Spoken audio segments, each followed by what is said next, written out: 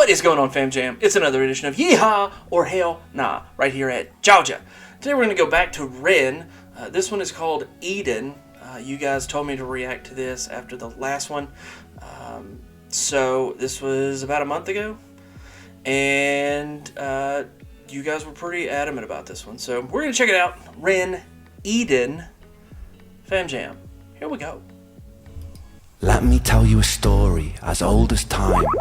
The story of Adam and Eve. It starts with a God who wanted more. God had just created the heavens and the earth. He had the angels by his side, but they had no will of their own.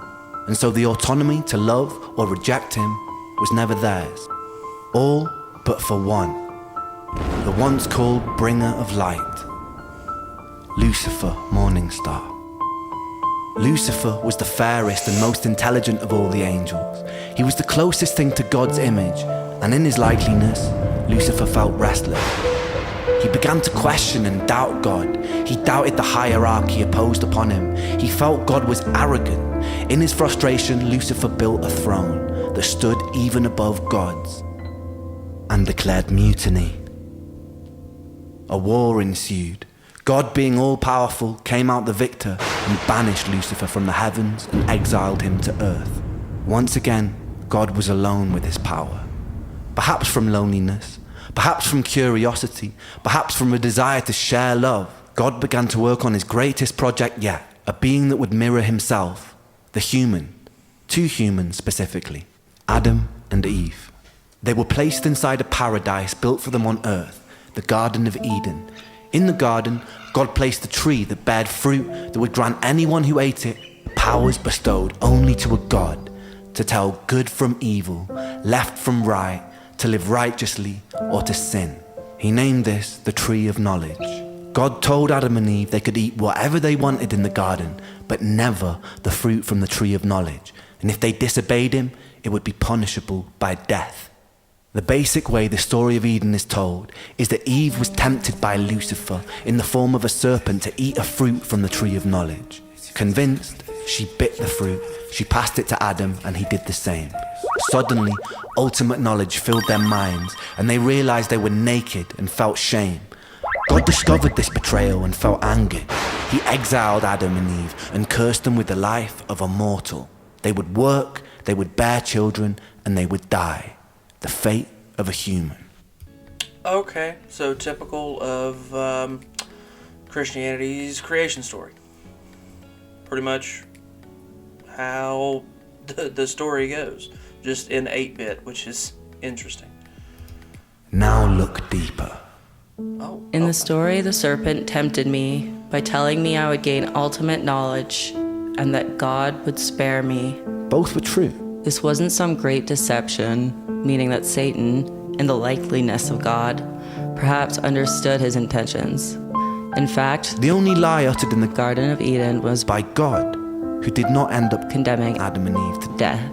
This could be seen as an act of mercy, but the sheer fact that the tree existed and that humans were initially cut off from this knowledge may imply some part of God was afraid that if humans were granted the gift of perception, they, like Lucifer, would have the power to reject him too. The fact that there stood a beautiful tree that could grant this knowledge in the first place implies that a small part of God, supposedly all-knowing, perhaps wanted and intended the humans to bite too.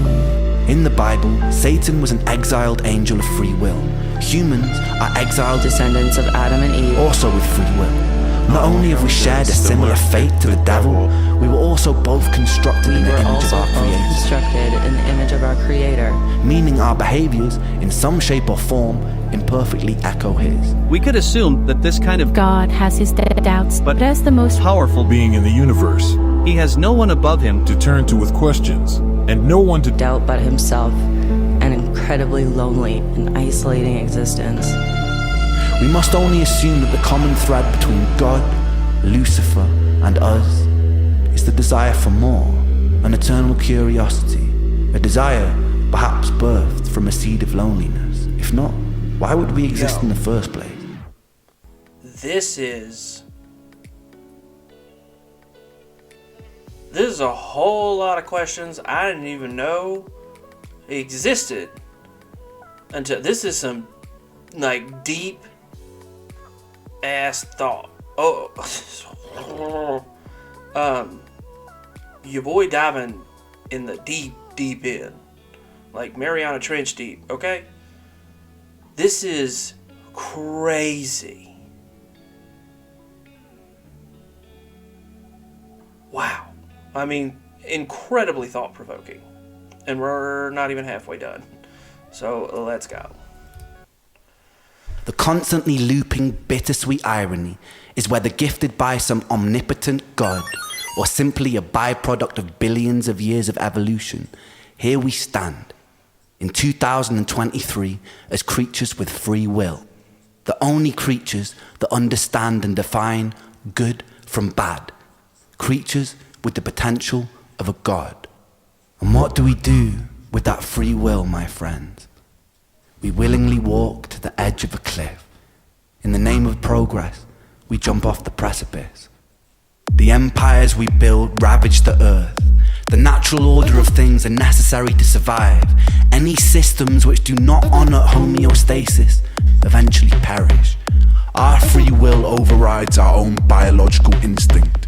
We can take more than we eat. We can kill more than we need. We can willingly create weapons with the potential to burn everything we've built to the ground. We willingly decide to bow at the altar of greed, the most insidious and destructive of all sins.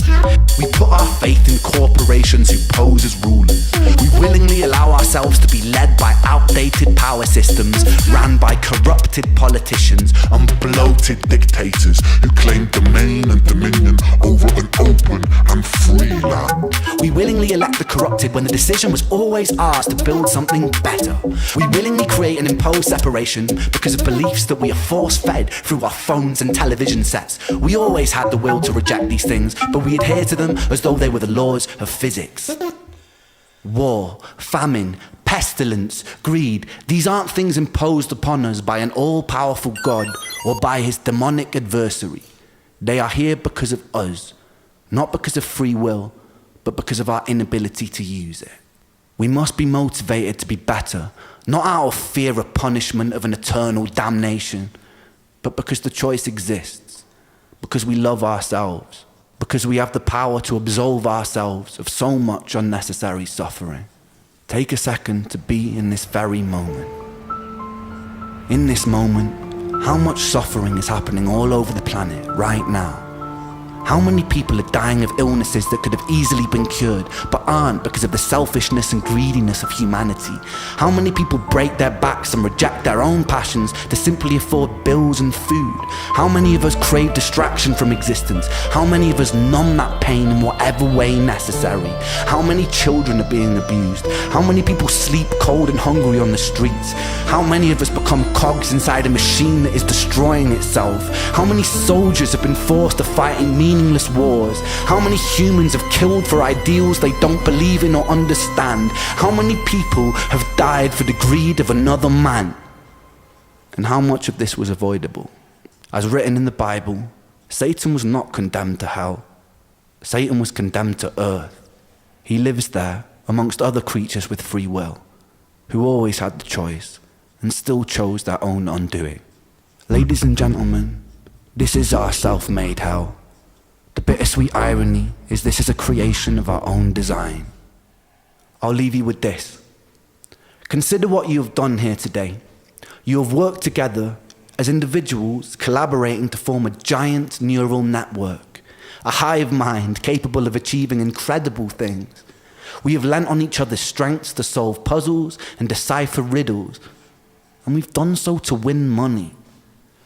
Imagine applying that same spirit and determination to creating the closest thing we have to paradise here on Earth. By using the power of collaboration, we can work together to even the playing field for everybody.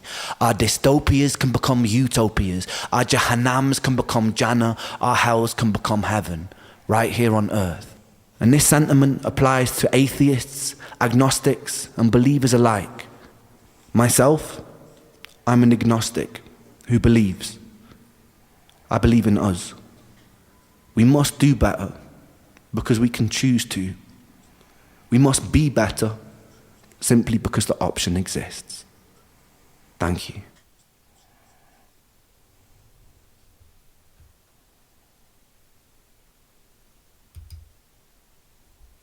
Wow.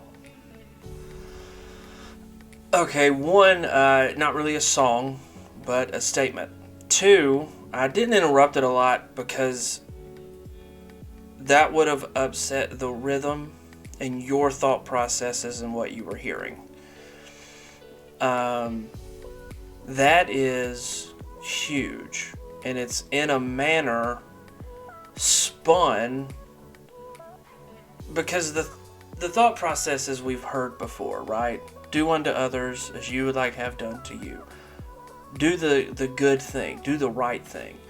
But he presents it in kind of an in-your-face, but to do the right thing because it's the right thing rather than being held accountable for not doing the right thing.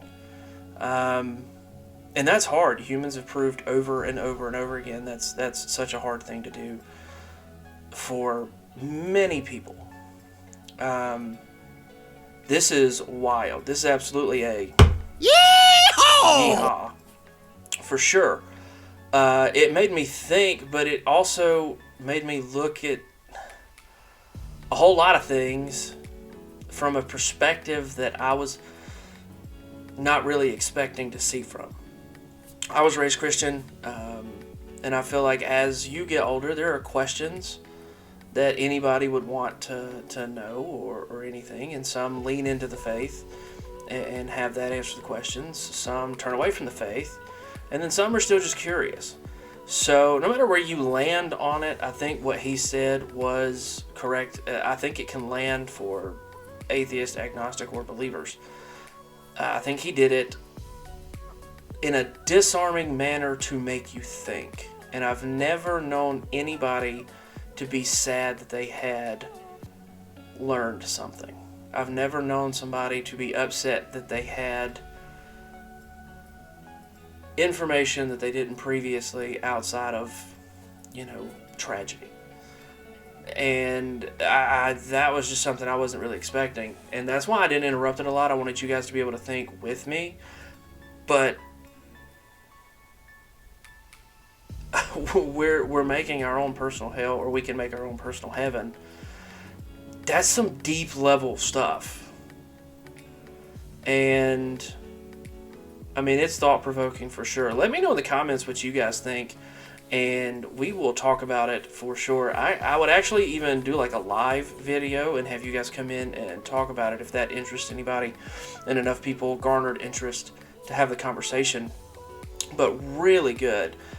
This is one that I'll go see other reactors look at and get their tidbits as well. But I think he's right. There's a lot that we can do, and to do the right thing just because it's the right thing is the reason to do it. Not out of fear of punishment, not out of fear of ridicule, not out of fear of anything. You should do it out of a positive nature. And a lot of people don't do that. And we do look at the way we've structured ourselves, and previous generations have structured the future generations, that corporations do run most everything. A lot of the stuff a lot of soldiers come back really injured. They don't even really know why people were over there. And over there means any army, to go over there as in any place. I'm not saying American and over somewhere else. I'm not saying any army has soldiers come back that they may be questioned why they got injured in the task of what they were doing. So it's thought-provoking at least. And some people will disagree with that, and that's okay. Keep it clean in the comments for sure. And you may disagree with my sentiment, but I think it's worth discussion. I think he raises a lot of solid points that would need bearing out further. But it's good. Ren is an incredibly thought-provoking artist. So if something there upsets you, or something that I have said has upset you, take just a minute and really think about it. Flesh out the thoughts, flesh out what you want to say. Because I'm not absolutely stuck on anything that I have a reaction to in this. My mind can be changed for sure in what he brought up. So that one was really solid. I was enthralled the entire time. So if you guys want to go check it out, listen to it again without me interrupting you the couple of times that I did, you can look down in the description and the link to that video will be down there. If you would like, you can also hit that subscribe button. I would greatly appreciate it. Thank you to all of you that already have, and we will see y'all next time. But until then, Fam Jam, I'm out.